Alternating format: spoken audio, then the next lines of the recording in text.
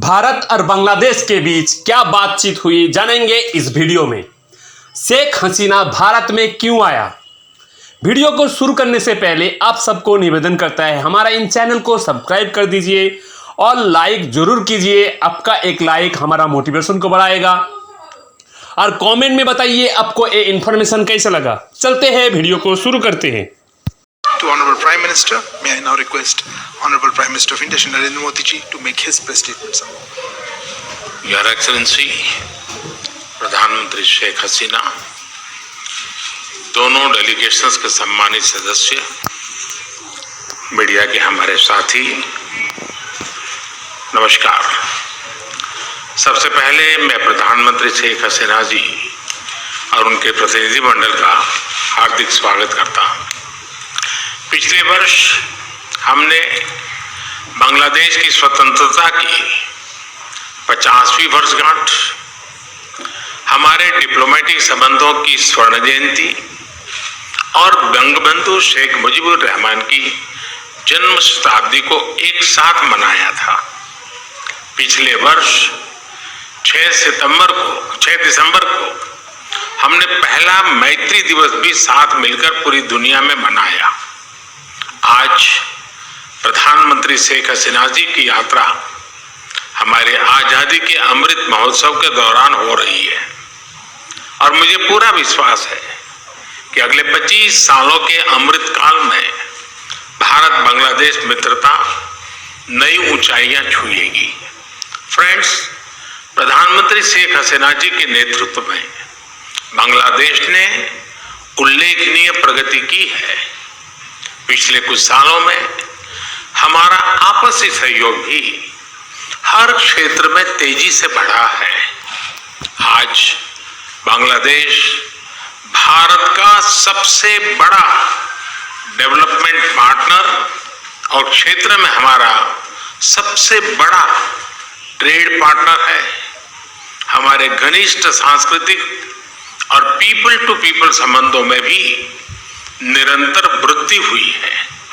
आज प्रधानमंत्री शेख हसीना जी और मैंने सभी द्विपक्षीय, क्षेत्रीय और अंतर्राष्ट्रीय मुद्दों पर व्यापक चर्चा की।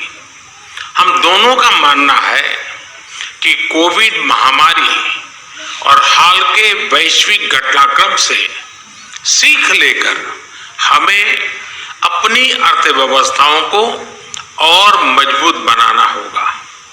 हमारे बीच कनेक्टिविटी के विस्तार से और सीमा पर ट्रेड इंफ्रास्ट्रक्चर के विकास से दोनों अर्थव्यवस्थाएं एक दूसरे से और अधिक जुड़ेगी, एक दूसरे को सपोर्ट कर पाएगी।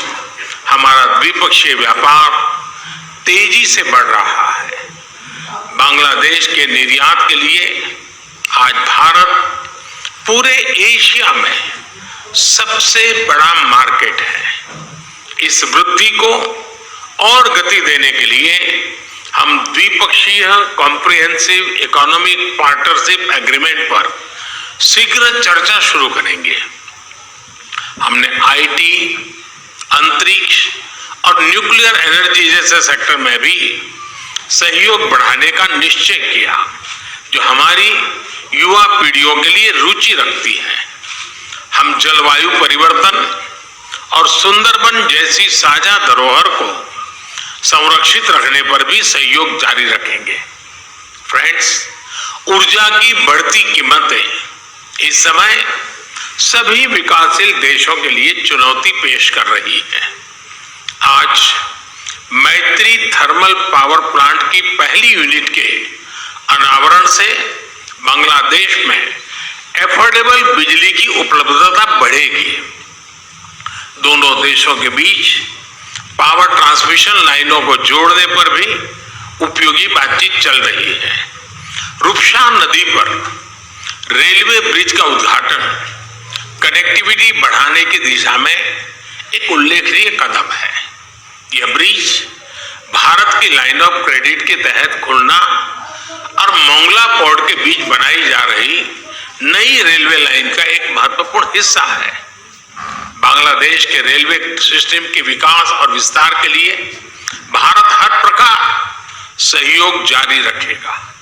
फ्रेंड्स, ऐसी 54 नदियां हैं जो भारत बांग्लादेश सीमा से गुजरती है और सदियों से दोनों देशों के लोगों की आजीविका से जुड़ी रही है। ये नदियां, इनके बारे में लोक कहानियां, लोकगीत हमारी साझा सांस्कृतिक विरासत के भी साक्षी रहे। आज हमने कुशियारा नदी से जल बंटवारे पर एक महत्वपूर्ण समझौते पर हस्ताक्षर किए हैं। इससे भारत में दक्षिण असम और बांग्लादेश में सिलहट क्षेत्र को लाभ होगा।